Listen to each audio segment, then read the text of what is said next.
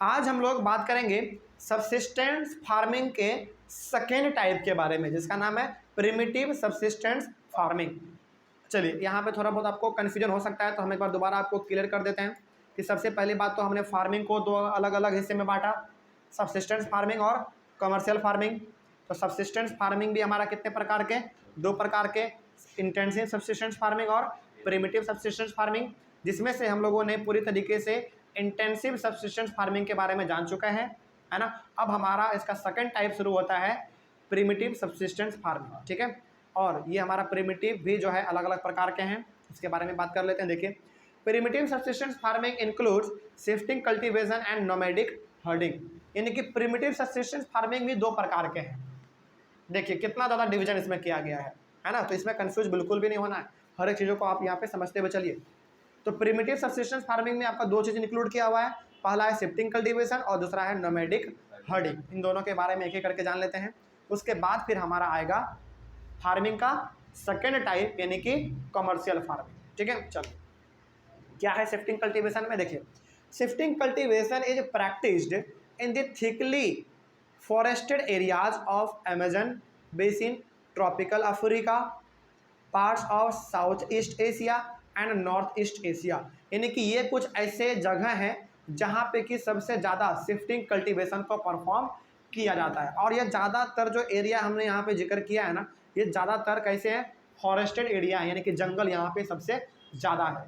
इसमें से सबसे ज़्यादा जो जंगल है वो आपका अमेजन बेसिन में है ना। और उसके बाद फिर अफ्रीका। बात समझ में आ रही है?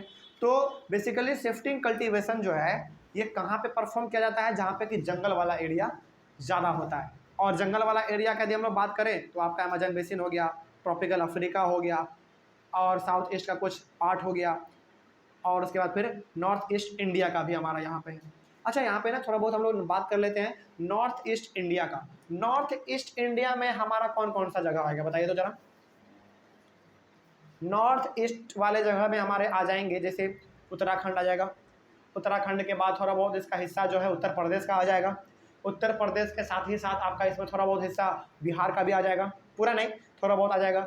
उसके बाद यदि हम लोग और बात करें तो इसमें आपका हरियाणा, सॉरी हरियाणा नहीं, ऊपर चले जाइए आप, हिमाचल प्रदेश आ जाएगा, है ना। तो ये कुछ ऐसे हैं, इससे हैं जो कि थोड़ा बहुत जंगल वाला एरिया है, ठीक है। तो वहाँ पे हमारा शिफ्टिंग कल्टीवेशन किया जाता है। और भी अलग अलग बातें हैं इसमें जो कि हम लोगों को जानना पड़ेगा, जैसे these are the areas of heavy rainfall and quick regeneration of vegetation. तो ये चूँकि फॉरेस्ट वाला एरिया है और आपको मालूम है जंगल जहाँ ज़्यादा होगा बरसात वहाँ पे सबसे ज़्यादा होगा, है ना। इसीलिए आप हिमाचल प्रदेश में जाइए, उत्तराखंड में जाइए, वहाँ पे बारिश ज़्यादा होता है। क्यों? क्योंकि वो नॉर्थ ईस्ट इंडिया है ना। चलिए आगे बढ़ते हैं फिर। तो ये जो हमने यहाँ पे जो भी एरिया के बारे में जिक्र किया है, यहाँ पे हैवी रेनफॉल होता है, यानी कि बरसात बहुत ही ज़्यादा होता है, and quick regeneration of vegetation, और साथ ही साथ वहाँ पे जो आपके जंगल हैं वहाँ पे जल्दी जल्दी जंगली पौधों का उत्पत्ति हो जाता है। क्विक रीजनरेशन ऑफ वेजिटेशन का मतलब क्या हो गया, जंगली जानवरों, सॉरी जंगली पेड़ पौधों का वहाँ पे जन्म बड़ा जल्दी जल्दी होता है, क्योंकि बरसात है, पानी मिल रहा है लगातार, हवा मिल रहा है लगातार, और सनलाइट भी लगातार मिल रहा है। तो वहाँ पे जंगली जो हमारे पेड़ पौधे होते हैं वो जल्दी फटाफट उगते रहते हैं, है ना। आगे, a plot of land is cleared by cutting the trees and burning them. अब भाई जंगल वाला एरिया है तो क्या जंगलों में घुस घुस के आप खेती करेंगे क्या? नहीं। तो इसके लिए आपको क्या करना पड़ता है, जंगलों को साफ करना पड़ता है, काटना पड़ता है। जंगलों को काट देने के बाद उसको वहीं पे बर्न कर दिया जाता है, जला दिया जाता है। अच्छा एक बात बताइए कि अमेजन इतना बड़ा जंगल है ना, तो क्या उसको काट के कटे हुए प्लांट को बाहर निकाल पाना क्या संभव है? बिल्कुल भी संभव नहीं है। तो वहाँ पे लोग करते क्या हैं, काट के छोड़ देते हैं, कुछ महीने तक सूख जाता है, आग लगा देते हैं। इससे फ़ायदा किसको होता है मालूम है? इससे फ़ायदा होता है सॉइल को। सॉइल को फर्टिलिटी मिल जाता है, उसको उपज अच्छा हो जाता है, ठीक है। तो वहाँ पे जंगलों को काट के उसको जला के पूरी तरीके से साफ़ कर दिया जाता है। उसके बाद the ashes are mixed with the soil and the crops like maize, yam, potatoes and cassava are grown। तो यहाँ पे कुछ ऐसे हैं क्रॉप जो कि आप जानते भी होंगे इसके बारे में, कुछ नया भी है तो कोई दिक्कत वाली बात नहीं है, ये कुछ आपके लिए नया है। तो जंगलों को काट देने के बाद, जला देने के बाद उसका जो राख है, राख राख मतलब एसेस जो उसका है उसको वहीं पे छोड़ दिया जाता है ताकि वो मिट्टी में पूरी तरीके से घुल मिल जाए और उसको एक फर्टिलिटी प्रोवाइड कर दे, मतलब कि अच्छा सा उसको एक खाद के रूप में उसको मिल जाए, है ना, मिट्टी को, ताकि हमारा उस पर मेज ये सब का प्रोडक्शन अच्छी तरीके से हो पाए। After the soil loses its fertility, the land is left freely and the cultivator moves to a new plot।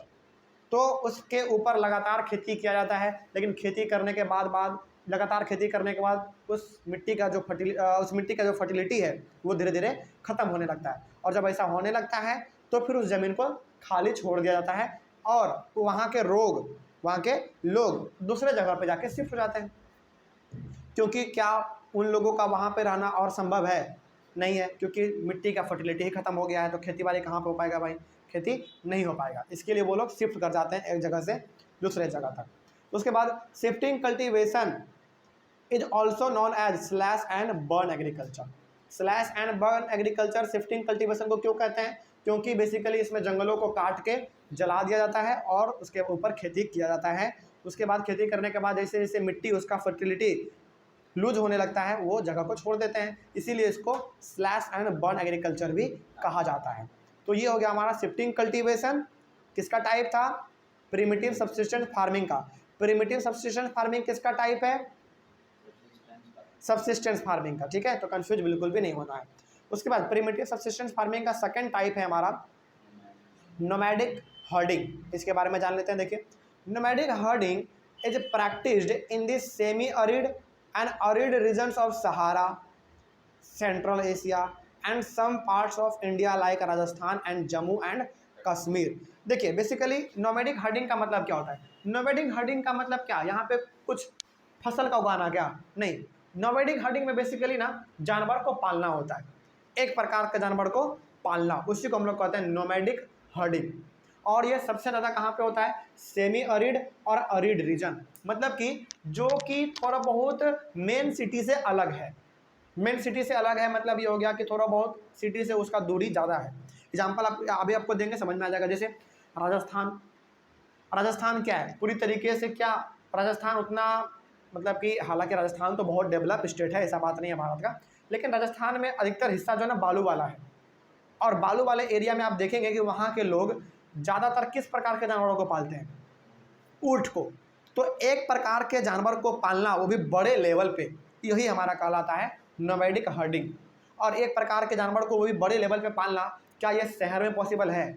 नहीं है, क्योंकि शहर में हमारा पॉपुलेशन ज़्यादा होता है ना, गाड़ी बिल्डिंग विल्डिंग ज़्यादा होता है, तो आप इसको ऐसा नहीं कर सकते हैं। लेकिन इसको आप कहाँ पे कर सकते हैं? सेमी अरिड या फिर अरिड रीजन, मतलब कि जो कि बहुत खाली वाला जगह हो, बंजर टाइप हो, वहाँ पे पॉपुलेशन ज़्यादा ना हो, इस प्रकार के जगह पे हम लोग एक प्रकार के जानवरों का, वो भी बड़े लेवल पे देखभाल, उसका पालन पोषण करते हैं, ठीक है।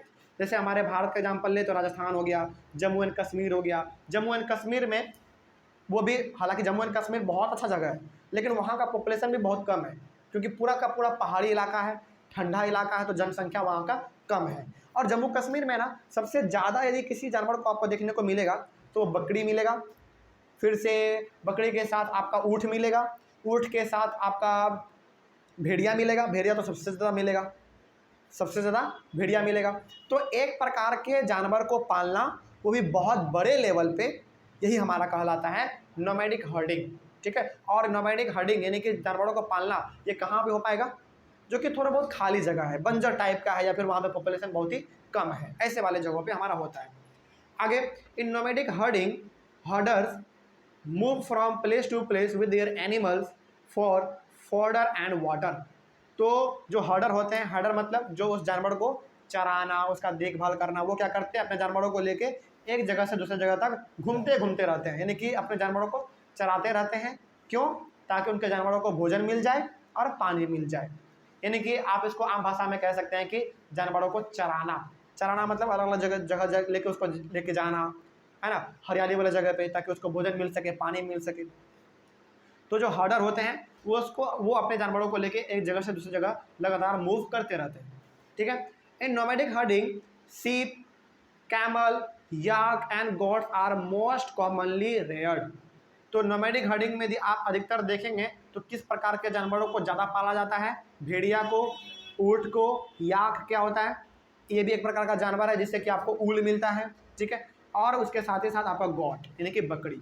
तो ये कुछ ऐसे जानवर हैं जिनको कि सबसे ज़्यादा वही बड़े लेवल पे पाला जाता है, ठीक है। अब पालने का मतलब केवल क्या, उसको खाना खिलाना, उसको पानी पिलाना, केवल ये नहीं, ताकि हम लोग उसको ज़रूरत पड़ने पे मार्केट में बेच भी सके, उससे बेनिफिट भी उठा सके, ठीक है। आगे, they provide milk, meat, wool and other products to the herders and their family. तो कोई भी आदमी इन प्रकार के जानवरों को क्यों पालता है, क्यों इधर से उधर लेके घूमते रहता है, उसको चढ़ाते रहता है, ताकि उनसे उनको क्या मिलता है, मिल्क मिलता है, ताकि उसको वो अपना खुद खा सके, और यदि बचे तो मार्केट में बेच दो भाई, है ना। मीट हो गया, ऊल हो गया, या फिर और भी अलग अलग प्रकार के चीज़ों को वो अचीव करता है उसी जानवर से, जिस जानवर को वो पालता है। तो जानवर को पालना ये भी अपने आप में एक फार्मिंग है, हमने बात किया था इसके बारे में, ठीक है। तो ये हो गया आपका नोमैडिक हर्डिंग। क्या कुछ और लिखा हुआ है इसके बारे में? नहीं, इसके बारे में और कुछ नहीं है। इसके बाद हमारा शुरू होता है फार्मिंग का सेकेंड टाइप, जिसका नाम था कमर्शियल फार्मिंग, ठीक है। चलिए, तो एक बार हम आपको फिर से याद दिला देते हैं, देखिए ध्यान से। चलिए, सबसे पहले टाइप्स ऑफ फार्मिंग में दो प्रकार का हो गया हमारा। चलिए, इसको बिना देखे हम लोग बात कर सकते हैं एक बार। चलिए, फार्मिंग में हमारा दो type, subsistence farming and commercial farming. Subsistence farming बाद में जाके हमारा दो अलग अलग भाग में बट गया। पहला इंटेंसिव सब्सिस्टेंस फार्मिंग, दूसरा प्रिमिटिव सब्सिस्टेंस फार्मिंग।